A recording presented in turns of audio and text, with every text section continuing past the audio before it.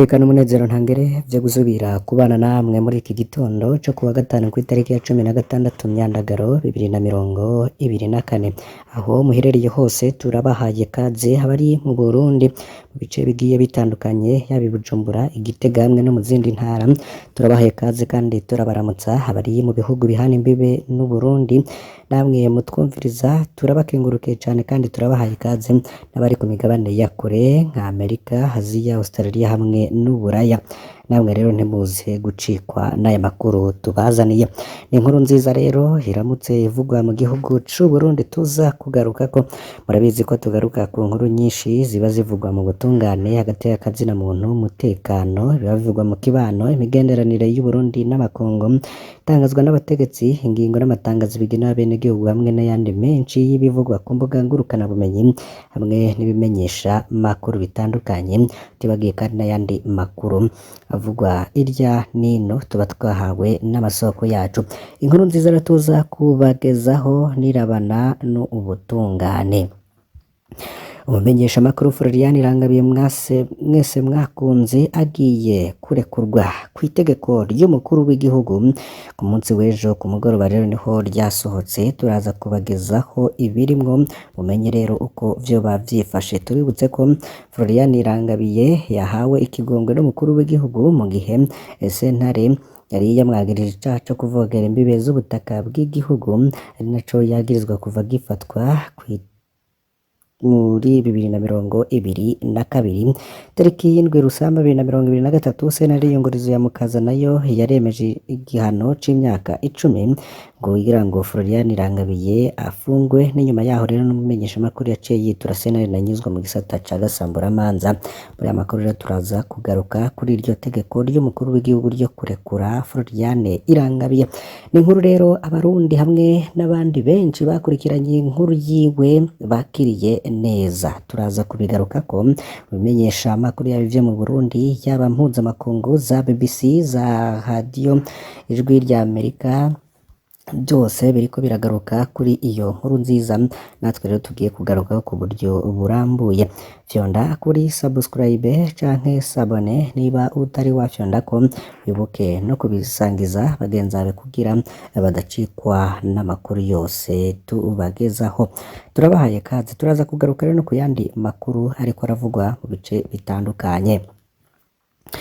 Kw'itegeko ry'umukuru w'igihugu inomero 100/144 ryo kuwa 14 Myandagaro 2024 ritanga ikigongwe kuri Florian Irangabiye, umumenyesha makuru agiye kurekurwa. Twibutse ko yahagaritswe ku itariki ya 30 Myandagaro 2022 cajanwa mu ibohero rikuru rya Mpimba muri Gitugutu, 2023 rengekwa mu ibohero rikuru ry'Imuyinga. Muri Nzero itariki ya 2 mu 2023 yaciriwe urubanza na sentare nkuru ya Mukaza aronka igihano co gufunga imyaka 10 no gutanga amande y'umuriyoni w'amarundi. Twabibabwiye ko yagirijwe icaha co kuvogera imbibe z'ubutaka bw'igihugu.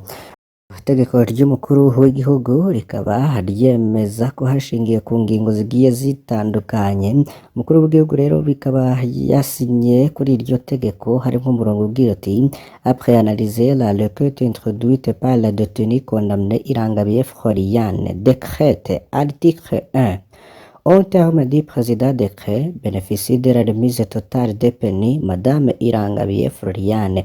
Article 2, toute disposition antérieure contre elle au présent décret s'est abrogée.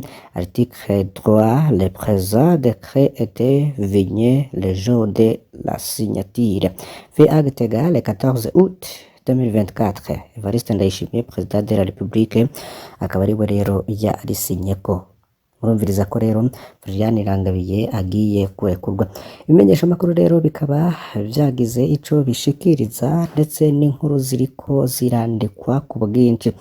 Muri ikinyamakuru Radio Ijwi rya Amerika nabo banditse kuri iyo nkuru bagira bati: umvaso n'umumenyesha makuru muri radio igicaniro Florian Irangabiye yagiriwe ikigongwe n'itegeko ry'umukuru w'igihugu n'ijana ryo ku wa 14 kwezi k'umunani mwaka 2024 eruka gukatirwa gufungwa imyaka 10 na sentare nkuru ya Ntahangwa mu gisagara ca Bujumbura no gutanga ihadabu ry'amafaranga y'amarundi umuriyoni.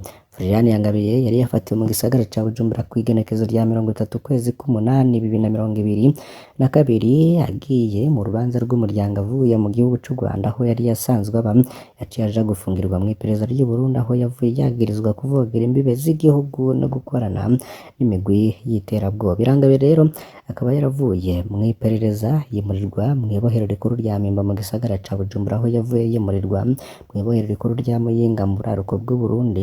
Amakuru rero yatangajwe nuko muri iryo bohero yarakubaguwe n'abari bajejwe kuricungera bituma yimurirwa mw'ibohero rikuru rya Bubanza avanywe mu rya Muyinga.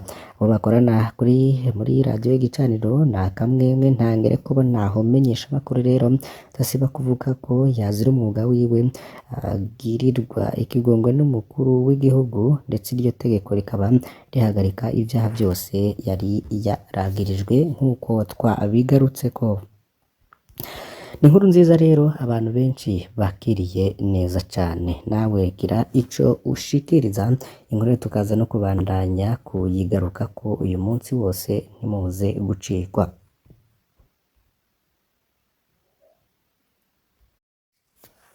Tukiri ku nkuru z'ubutungane ubundi tubagezeho iyi nkuru nziza. I Bujumbura abapolisi babiri baciriwe kuriha amande bagirizwa gukubita urongoye mugambwe Padiri ni Gabriel Banza Witonde. Sentare Ntahangwa rero mu buraruko bw'igisagara c'ubudandaji Bujumbura niyo yaciriye urubanza abapolisi babiri. Gabriel Banza Witonde umukuru w'umugambwe Padiri ari nawe yakubiswe arashima. Amashirahamwe yigenga yoyo avuga ko ari igihoro cerekana ugushaka kwa leta y'u Burundi ko gukingira agateka k'abanyagihugu. Abapolisi babiri rero barengukishijwe mu ntahe y'ikibiriraho bagirijwe icaha co gukubita no gukomeretsa. Umuntu wese rero akaba yategerezwa no kuriha idabu ry'ibihumbi 250 y'amarundi nk'uko amasoko yegereye dosiye yabwiye ikinyamakuru SOS Media dukesha iyi nkuru. Uko vyagenze nuko ivyo vyaha abo bapolisi babiri bahaniwe vyakozwe kwa munani Myandagaro heze. Gabriel Banza Witonde n'umukuru w'umugambwe Padiri rero akaba wegereye ubutegetsi yarakubaguwe arakubitwa n'abapolisi babiri mu gihe yaratashe iwe mu buraruko bw'igisagara ca Bujumbura hari kw'ijoro. Yari muri taxi rusangi, uburyo bwo kwiyunguruza bukorwa cane ubu bivuye kw'ikena ryisubiriza ry'igitoro riherekezwa n'ingorane nyinshi zo kwiyunguruza. Ivyo vyabereye kw'ibarabara ry'igihugu Route Nationale 9 neza na neza Cruze Gikoma kw'injiro rya quartier Mutakura zone Cibitoke muri komine ya Ntahangwa. Bisanzwe umudereva yari atwaye abantu benshi, polisi rero baciye bamusaba amafaranga. Ivyo Banza Witonde yanse bikaba bivugwa n'ababibonye.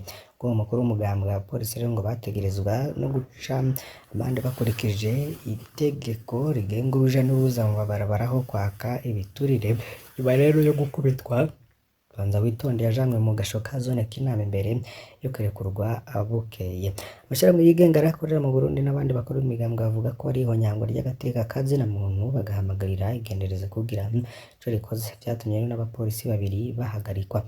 Mu butumwa rero bwaciye ku mbuga hwaniro, umugambwe Padiri warashimye ingingo ya sentare ya Ntahangwa ukamenyesha ko ubu burongoye atazokunguruza urubanza. Ku ruhande rwiwe Gerard Hakizimana arongoye Foluko F n'ishirahamwe rigwanya kamwana wa mama mu Burundi boneka urwo rubanza rwerekana gushaka kwa leta y'u Burundi ko gukingira uri umunyagihugu wese. Iki gikorwa ciza cerekana ko agateka kazina muntu kubahirijwe mu Burundi kandi ko ata numwe ari hejuru y'amategeko. Abapolisi barahanwa mu gihe bakoresheje ivyo bakora mu guhonyanga agateka k'abantu. Ivyo rero birafasha cane mu gutsimbataza iyubahirizwa ry'akazina muntu, niko yashikirije mu kiganiro ahaye ikinyamakuru SOS Media Burundi. Mu gihe rero himirije amatora ya 2025 haramaze no kwibonekeza amakosa menshi mu ntara zitandukanye. Bamwe mu baharanira agateka kazina muntu bakaba bamaze kwiyamiriza ko amashengero n'amadini bidaserukiye mu mirwi ijejwe gutegura amatora mu ntara hamwe no mu makomine. Igitega ho haravugwa ubusuma mw'itangwa ry'ikarata ndangamuntu mu gihe hegereje amatora ya 2025.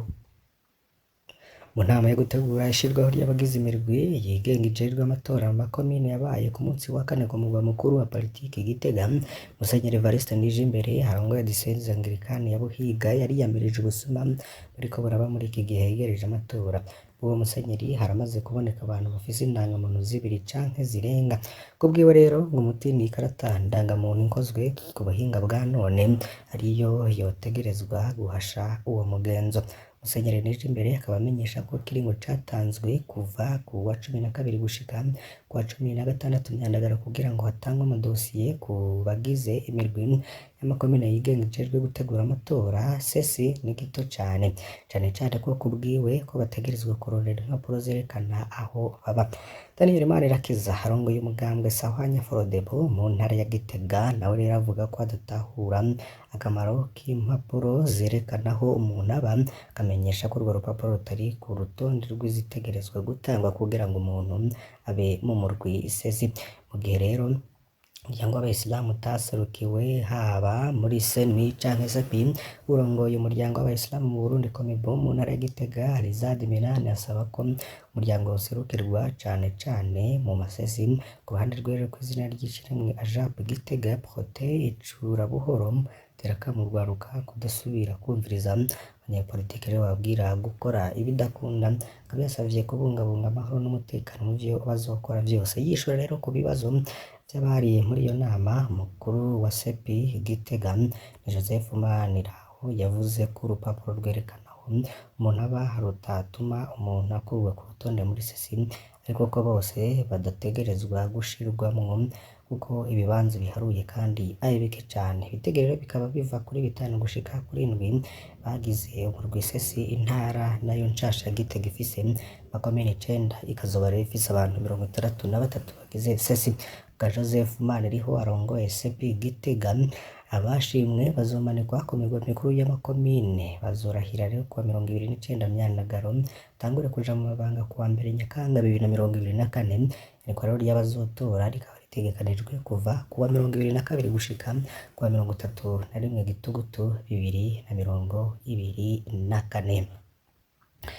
Ibujumbura rero reka bariho duhereza kuri iyi nkuru y'umubabaro. Ubuzima bwazimvye buriko burabangamira konsa abakenyezi benshi rero bibugenze canke bonsa bagize ico bavuga muri uku kwezi kwa munani muri 2024 bakaritse y'uburarwa bw'isagara ca Bujumbura nka Mutakura, Buterere, Ngagara na Cibitoke bavuga ko badafungura ngo bahage kugira ngo bonse neza abana babo, kemeza ko bari mu bukene buzura inzara kandi ko ubuzima bwazimvye rimwe rero bidasanzwe. Abo bavyeyi rero akidoga kuko ngo bahora bavuga ko Burundi ari igihugu gikenye, ariko ubu bavuga ko ari igihugu gikenye cane, ko rero bivugwa n'umuvyeyi afise uruheya rw'ukwezi kumwe aba mu Buterere adashobora kuronka amaberebere y'umwana wiwe kuko adafungura neza nk'umuvyeyi yonsa. Akamenyesha ko afungura rimwe ku munsi, afise rero n'abandi bana babiri nabo nyene bafungura rimwe ku munsi nka nyina wabo nyene. Rero avuga ko yarengewe n'ibibazo, ati dufise abana 3 gusa ariko biratugora cane kuronka ico dufungura, amafaranga mpembwa ku kwezi ndayari hamwe inzu gusa, nawe umukenyezi wanje adandaza ivyamwa arakora ibishoboka vyose, ariko vy'ukuri twarengewe. Indongozi zacu rero nizifate ingingo zidukura muri izi ngorane, niko uwo mugabo aganya. Uno mukenyezi rero n'umukozi wa leta arigana ivyo abayemwo, ati ubuzima buragoye cane, ntegerezwa guha amata sanze umwana wanje kubera ingorane zo kwiyunguruza bivuye ku bukene bw'igitoro, ariko narengewe. Niko rero agaragaza umwiheburo, bakaba basaba rero ko bugira ico bakorewe.